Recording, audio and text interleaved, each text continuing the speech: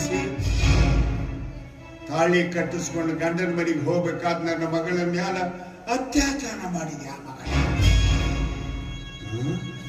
ನಿಮ್ಮ ತಂಗಿ ಅಂತ ನೀ ಬದುಕಿರಬಾರ್ದನೇ, ನೀ ಬದುಕಿರಬಾರ್ದು. ರುದ್ರ, ಇಷ್ಟು ಅವಸರವಾಗಿ ಎಲ್ಲಿಗೋ ಹೋಗ್ತಾ ಇದೆಯಾ? ಒಂದ್ ಹೆಜ್ಜೆ ಕಾಲು ಕಿತ್ತು ಮುಂದಿಟ್ಟೆ ಅಂದ್ರ ನಿನಗ ನನ್ನ ಆನೆಗೆ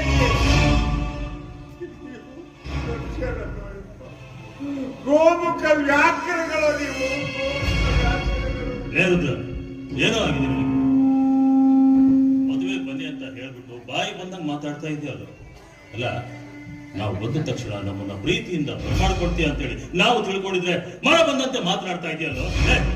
ಏನೋ ಏನೋ ಆಗಿದೆ ನಿನಗೆ? ಹುಚ್ಚ ಹಿಡದತ್ತು ನನಗ, ಹುಚ್ಚ ಹಿಡದೈತಿ.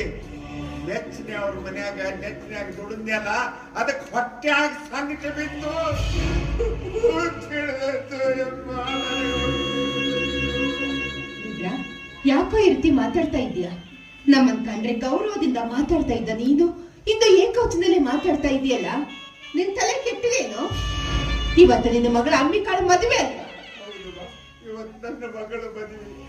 ತಾಳಿ ಕಟ್ಟಿಸ್ಕೊಂಡು ಮುತ್ತೈದೆಯಾಗಿ ಗಂಡನ ಮನೆಗೆ ಹೋಗ್ಬೇಕಾದ ನನ್ನ ಮಗಳು ಅಯ್ಯಯ್ಯೋ ಹೆಣ ಆಗಿ ಸುಡುಗಾಡಕ್ಕೆ ಬರ್ತಾಳೆ.